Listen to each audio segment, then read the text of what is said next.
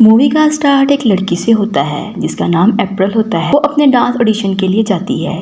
जब जाने लगती है तो बाहर मौसम खराब होता है, बारिश हो रही होती है। वो अपने लिए एक टैक्सी बुक करवाती है। वहीं एक लेडी टैक्सी का वेट करती है। उस लेडी का नाम रूथ होता है। रूथ को भी वहाँ जाना होता है जहाँ अप्रैल ने डांस ऑडिशन के लिए जाना था। लेकिन अप्रैल से यहाँ ये मिस्टेक होती है कि वो टैक्सी लेकर चली जाती है और रूथ को वहीं छोड़ देती है। और रूथ को अप्रैल का ये स्टाइल बहुत बुरा लगता है। वो उसे सेल्फिश समझती है और बारिश में भीग जाती है। सो रूथ इस बात पर बहुत गुस्सा करती है कि वो मुझे छोड़ के चली गई। अप्रैल उस जगह पहुंच जाती है और डांस करके भी दिखाती है। वहाँ के लोगों को इसका डांस अच्छा लगता है, वो उसे सिलेक्ट कर लेते हैं। पर वहाँ की मैनेजमेंट ये कहती है कि आपको सिलेक्ट करने के लिए हमारी मेन डांसर मतलब कि वो लेडी मिस रूथ आप लोगों को सिलेक्ट करेगी। इतने में मिस रूथ भी आ जाती है। वो भीगी होती है, खुद से बातें करती है। जब वो अप्रैल को देखती है तो इसको इस पर बहुत गुस्सा आता है। वो इसे कहती है कि मैं तुम्हें कहीं काम करने नहीं दूंगी, ना ब्रॉडवे के अंदर और ना ही ब्रॉडवे के बाहर। रूथ अप्रैल को बैकग्राउंड डांसर कहती है,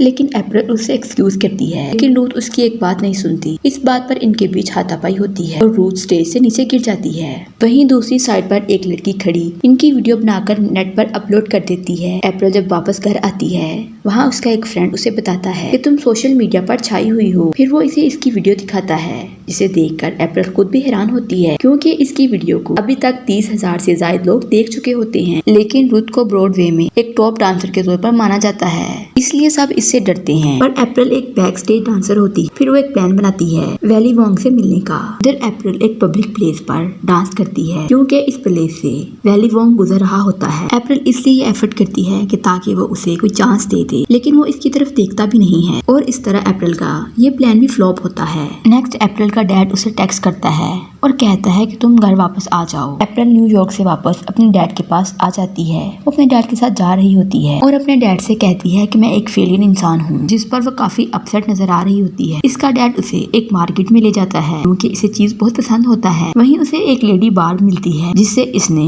चाइल्डहुड में डांस सीखा था, जो एक छोटा सा डांस स्टूडियो रन करती है, जिसमें वो छोटे बच्चों को डांस की प्रैक्टिस करवाती है, जो आगे जाके स्कूल कंपटीशन में हिस्सा लेते हैं। और वो अप्रैल को अपने स्टूडियो में आने को कहती है। एक दिन अप्रैल उसके स्टूडियो आती है तो देखकर हैरान होती है, क्योंकि इसकी सारी फोटोज लगी होती हैं। वो इनको एज अ स्टार मानते हैं, जबकि अप्रैल स्टार नहीं होती। बार्ब अप्रैल से कहती है कि वो बच्चों को डांस प्रैक्टिस करवाने के लिए स्टूडियो ज्वाइन कर ले। और वो उसे एक एड भी दिखाती है जो एक डांस कंपटीशन का होता है। और इस कंपटीशन में खास बात ये होती है, इनका एक सेगमेंट ऐसा भी होता है जिसमें टीचर भी परफॉर्म कर सकते हैं, और वो सेगमेंट टीचर फीचर्स के नाम से होता है। वहीं अप्रैल बच्चों से मिलती है। इधर अप्रैल जाने लगती है, आगे निक से मिलती है। निक वो लड़का है जिससे अप्रैल का कभी अफेयर था, और अप्रैल ने ही निक का दिल तोड़ा था, जिस पर वो उसे माजरत करती है। इधर अप्रैल डैड के साथ जा रही होती है। इसका डैड उसे बच्चों को डांस सिखाने और इस कंपटीशन में हिस्सा लेने को कहता है, और एड देखकर कहता है कि इस कंपटीशन में बड़े जज आने वाले हैं, क्या पता तुम्हारा कोई चांस बन जाए। लेकिन अप्रैल नहीं मानती। लेकिन जब इसका डैड वो एड पढ़ के उसे बताता है कि इस कंपटीशन में वैली वोंग भी आने वाले हैं, इसे देखकर अप्रैल हैरान होती है और दोबारा इस स्टूडियो में आ जाती है। इस स्टूडियो का नाम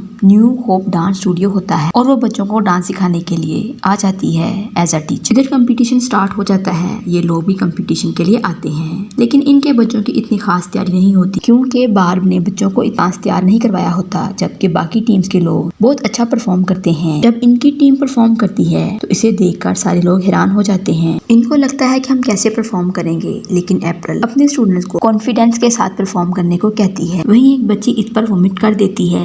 जैसे ही इनके बच्चे स्टेज पर आकर परफॉर्मेंस करते हैं, वो एक अजीब सा डांस कर रहे होते हैं, जिसे देखकर ऑडियंस इनका मजाक उड़ाते हैं। फिर टीचर फीचर में अप्रैल अच्छा परफॉर्म करती है, इसे देखकर ऑडियंस थोड़ा अच्छा फील करती है। इस तरह न्यू होप डांस स्टूडियो तीसरी पोजीशन पे आता है। यहाँ अप्रैल बच्चों को डांस के रूल्स बताती है, फिर इनको डांस सिखाती है। दूसरी तरफ अप्रैल जॉगिंग करती है। वहीं अपनी एक स्टूडेंट सारा को देखती है, जो खुद से डांस की प्रैक्टिस करते हुए दौड़ रही होती है। यहाँ अप्रैल एक पार्क में बैठी होती है। वहीं निक आ जाता है। दोनों अपने चाइल्ड की बातें करते हैं। यहाँ डांस की क्लास स्टार्ट हो जाती है। वहीं एक बच्चा होता है जो डांस नहीं सीखता, बस वहीं बैठे डांस की प्रैक्टिस को देखता रहता है।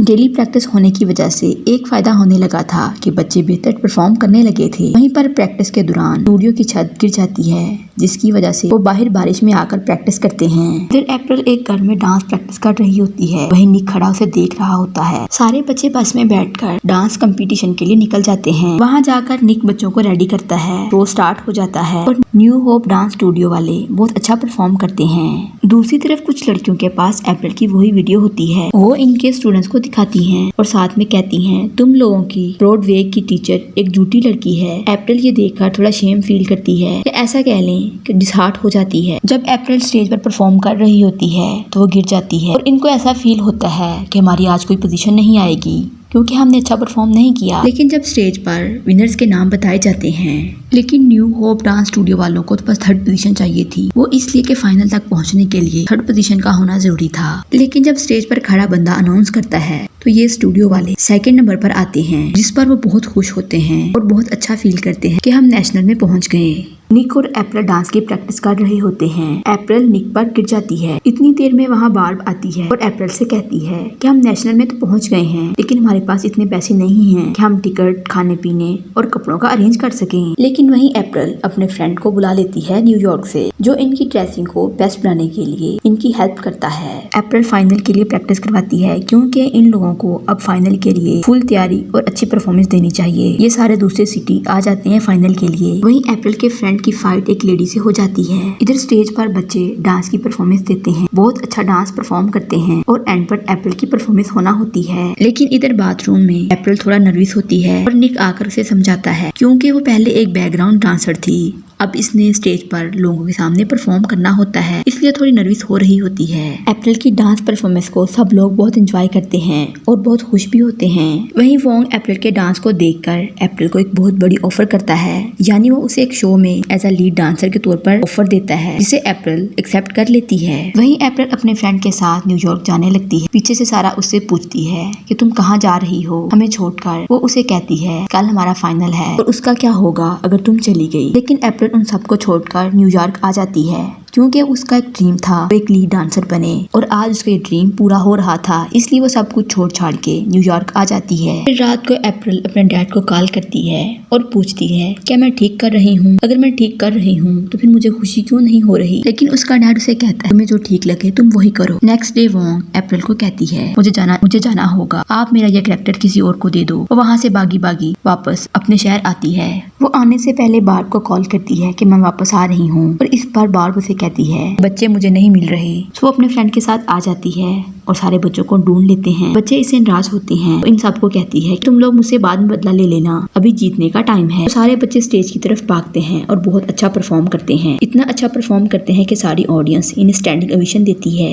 इतनी देर में निक भी आ जाता है और दोनों एक दूसरे को किस करते हैं। ऐसे न्यू होप डांस स्टूडियो वाले डांस कंपटीशन जीत जाते हैं। अप्रैल एक फेमस डांसर बन जाती है और वोंग के साथ काम करती है। और इधर Wong new hope dance studio की सारी टीम को न्यूयॉर्क बुला लेता है, जिसे देखकर अप्रैल बहुत खुश होती है और हैरान भी होती है। फिर वह सारे ओपनिंग नाइट डांस पार्टी करते हैं और यूं मूवी का हैप्पी एंड हो जाता है। वीडियो अच्छी लगे चैनल को लाइक, शेयर एंड सब्सक्राइब जरूर करें।